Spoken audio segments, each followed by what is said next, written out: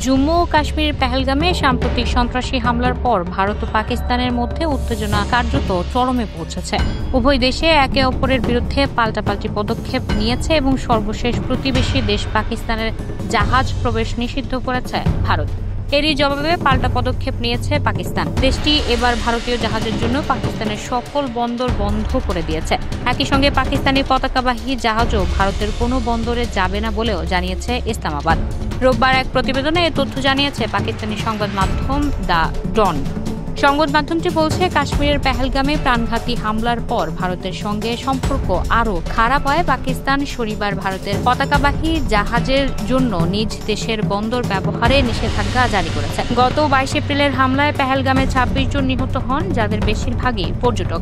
এটি 2000 সালের পর কাশ্মীরে অন্যতম ভয়াবহ হামলা। ভারত এই হামলার পেছনে পাকিস্তানি সংযোগের ইঙ্গিত দিলেও কোনো প্রমাণ দিতে পারেনি।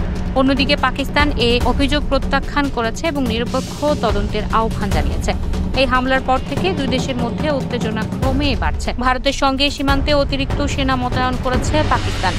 অন্যদিকে ভারতের প্রধানমন্ত্রী দেশটির সেনাবাহিনীকে অপারেশন ফ্রিডম দিয়েছেন।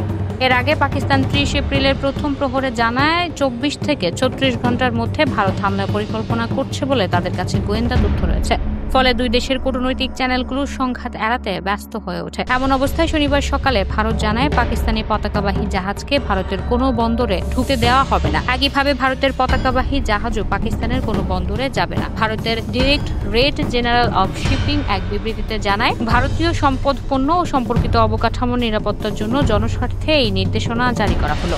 এর কিছুক্ষণ পর পাকিস্তানের মেরিটাইম অ্যাফেয়ার্স মন্ত্রণালয়ের পোর্টস অ্যান্ড শিপিং শাখা থেকে এক নির্দেশনায় বলা হয়, সাম্প্রতিক সমুদ্র পরিস্থিতি বিবেচনায় পাকিস্তানের সমুদ্র সীমা, অর্থনৈতিক স্বার্থ ও জাতীয় নিরাপত্তা রক্ষায় অবিলম্বে ভারতীয় পতাকাবাহী জাহাজের প্রবেশ নিষিদ্ধ করা হলো।